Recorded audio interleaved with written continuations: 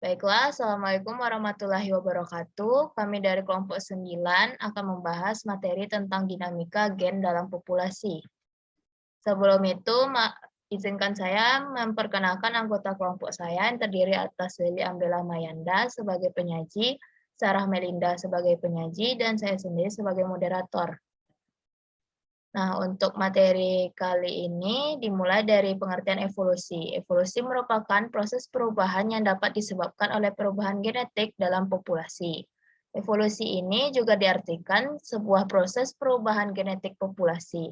Artinya, komponen yang paling besar dari evolusi adalah perubahan frekuensi gen dengan waktu. Nah, genetika populasi merupakan dasar pemahaman yang baik untuk mempelajari evolusi dan sangat terkait erat dengan perubahan yang terjadi dalam populasi, atau konsep gene pool. Genetika populasi berkaitan dengan perubahan genetik yang terjadi dalam populasi. Gen pool ini merupakan kumpulan total gen atau alel yang dimiliki oleh semua individu dalam suatu populasi tertentu. Sedangkan dinamika gen adalah dinamika gen dalam populasi adalah perubahan frekuensi gen atau alela yang ada pada suatu populasi dalam suatu periode tertentu. Nah, selanjutnya kita akan masuk kepada materi pembahasan untuk dinamika perubahan ini. Yang pertama, mengenai perubahan kesetimbangan genetik dalam populasi. Yang kedua, hukum Hardy-Weinberg. Dan terakhir, yaitu syarat-syarat berlakunya hukum Hardy-Weinberg. Nah, untuk materi pertama akan dijelaskan oleh rekan saya, Leli Ambela Mayanda. Kepada Leli, dipersilahkan. Baik, terima kasih moderator. Untuk materi yang pertama yaitu perubahan kesetimbangan genetik dalam populasi.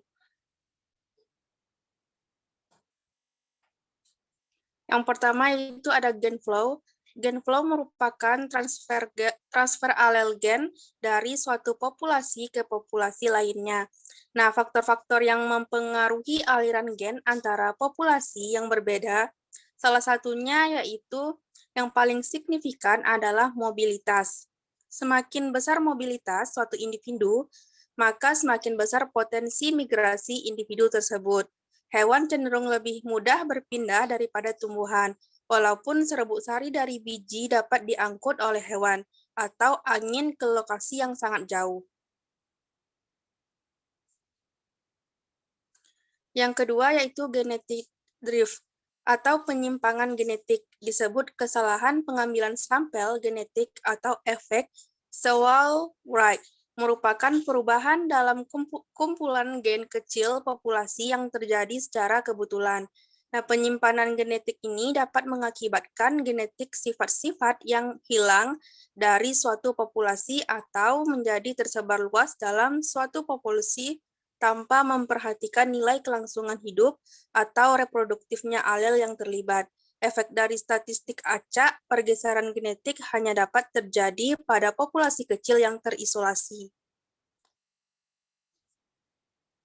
Selanjutnya yaitu perkawinan tidak acak. Perkawinan tidak acak adalah perkawinan asortatif atau perkawinan berdasarkan pilihan, di mana individu memilih pasangan yang sama dengan dirinya dalam fenotip tertentu.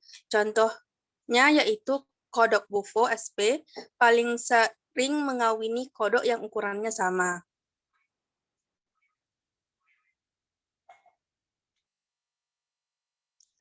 Faktor yang menjadi penyebab jarangnya perkawinan acak dan sering terjadi perkawinan tidak acak yaitu yang pertama, inkompatibilitas.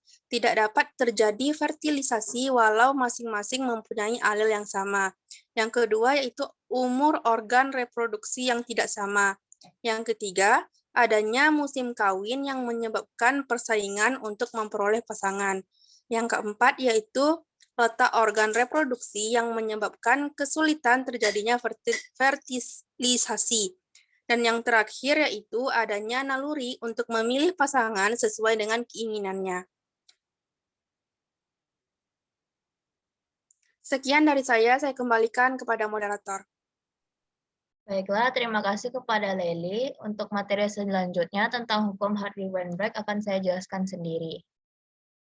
Secara terpisah, Henry dan Weinberg pada tahun 1908 menemukan suatu rumusan yang menyatakan bahwa frekuensi suatu alel dalam populasi akan tetap berada dalam keseimbangan atau disebut konstan selama beberapa generasi, jika tidak ada yang bertindak sebagai agen perubahan selain rekombinasi seksual.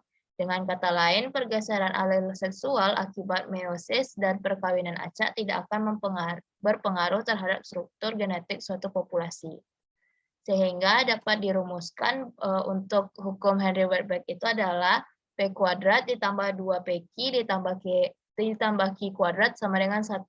Dengan keterangan rumus, P sebagai alel pertama yang biasanya digunakan untuk alel dominan, dan Q sebagai alel lainnya yang biasa digunakan untuk alel resesif.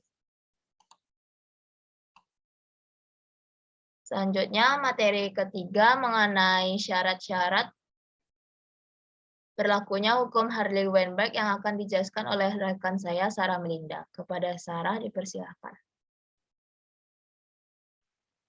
Baiklah, terima kasih moderator. Saya akan menjelaskan mengenai materi syarat-syarat berlakunya hukum Hartley-Weinberg. Nah, yang pertama yaitu mutasi tidak terjadi.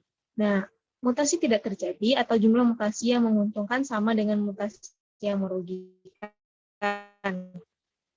Mutasi selalu terjadi di alam, tetapi mutasi yang terjadi tidak selalu mengakibatkan perubahan dalam struktur, selalu dapat dideteksi, namun pasti menyebabkan perubahan frekuensi gen dalam populasi. Nah, contohnya, perubahan pada suatu struktur DNA akan menghasilkan protein mutan, namun tidak merubah fungsi protein tersebut dibandingkan sebelum bermutasi, serta berpeluang mempunyai kelemahan tertentu yang akan terlihat apabila keadaan lingkungan berubah. Nah, kemungkinan adanya mutasi yang menguntungkan sama banyaknya dengan mutasi yang merugikan. Tidak mungkin tercapai karena mutasi yang umum terjadi di dalam alam bersifat merugikan. Nah, yang kedua adalah perkawinan acak hanya mungkin alami, biasanya terjadi secara tidak acak dan terjadi dengan individu setempat karena kesempatan bertemu lebih besar. Meskipun perkawinan terjadi dalam populasi lokal, umumnya ditemukan antar saudara tersebut. Nah, imigrasi dan emigrasi hanya tidak terjadi pada populasi yang terisolasi atau di puncak gunung atau di suatu pulau kecil yang terisolasi dari daratan. Nah, yang ketiga itu tidak terjadi emigrasi maupun imigrasi. Imigrasi dan emigrasi mengubah frekuensi gen dalam populasi. Nah, pengaruh imigrasi maupun emigrasi ini berbanding terbalik dengan ukuran populasi asal atau ukuran populasi yang akan dibentuk. Semakin kecil ukuran suatu populasi asal, maka perubahan frekuensi akan lebih besar bagi populasi tersebut. Yang keempat yaitu semua alel mempunyai kemungkinan yang sama berada dalam populasi. Atau tidak ada semua alel mempunyai kemungkinan yang sama untuk berada dalam populasi atau tidak ada yang lebih unggul dari yang lain. Nah, dengan kata lain, seleksi alam tidak terjadi. Seleksi alam ini mungkin tidak terjadi karena kemampuan alel yang tidak sama dalam menghadapi perubahan lingkungan. Alel yang berbeda mempunyai tingkat kelulusan hidup yang berbeda pula. Nah, nilai lulus hidup dinyatakan dalam perbandingan dengan alel normal. Nilai kelulusan hidup dapat berubah tergantung pada lingkungan hidup suatu spesies. Misalnya mutan vestigial pada Drosophila melanogaster yang tidak mampu bertahan hidup di alam bebas, namun mampu bertahan hidup pada kondisi laboratorium meskipun lebih lemah daripada bentuk normalnya. Nah, yang kelima yaitu syaratnya jumlah populasi tetap. Nah, ukuran populasi yang tetap tidak mungkin terjadi di alam meskipun pada suatu populasi yang terisolasi. Hal tersebut terjadi karena faktor lingkungan selalu berubah sepanjang tahun, serta selalu terjadi kelahiran dan kematian yang membuat populasi berubah. Nah, hasil penelitian para ahli genetika populasi juga mengungkapkan bahwa umumnya populasi selalu berubah dan perubahan tersebut mengikuti suatu siklus tertentu yang bervariasi pada tiap populasi. Yang terakhir yaitu populasi berjumlah besar. Nah, populasi besar ini hanya mungkin terjadi pada bakteri dan serangga, namun hampir tidak mungkin terjadi pada mamalia. Hal tersebut erat kaitannya dengan jumlah makanan yang tersedia. Karena semakin besar populasi suatu organisme, maka jumlah makanan yang tersedia juga harus jauh lebih besar. Berdasarkan penjelasan yang tersebut, diketahui bahwa persyaratan untuk hukum dan rumus kesetimbangan Hardy-Weinberg hampir tidak pernah dapat terpenuhi. Nah, fakta tersebut membuktikan bahwa gen bersifat dinamis dalam populasi dan evolusi terjadi di alam. Rumus Hardy-Weinberg ini hanya dapat digunakan pada satuan waktu yang singkat saja, sedangkan dalam jangka waktu yang panjang tidak berlaku, karena keenam persyaratan tersebut tidak pernah terpenuhi sekaligus. Demikian materi dari saya kembalikan kepada moderator.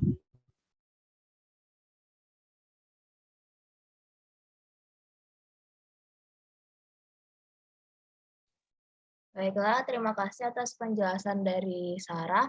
Untuk kesimpulannya, pada materi kali ini, dinamika gen dalam populasi adalah perubahan frekuensi gen atau alel pada suatu populasi dalam suatu periode tertentu. Dinamika gen ini ditentukan oleh yang pertama perubahan kesetimbangan genetik dalam populasi serta hukum Henry-Weinberg. Nah, hukum Henry-Weinberg itu menyatakan bahwa jumlah frekuensi alel di dalam populasi akan tetap seperti frekuensi awal dengan beberapa persyaratan seperti yang dijelaskan oleh rekan saya Sarah tadi. Yaitu yang pertama, populasi sangat besar, kawinnya acak, tidak ada perubahan dalam gen akibat mutasi, tidak terjadi migrasi individu, dan berbagai hal lainnya. Mungkin sekian dari pembahasan dari kami sebagai kelompok 9 mengenai materi yang kami bahas, yaitu tentang dinamika gen dalam populasi. Terima kasih, mohon maaf apabila ada kesalahan. Assalamualaikum warahmatullahi wabarakatuh.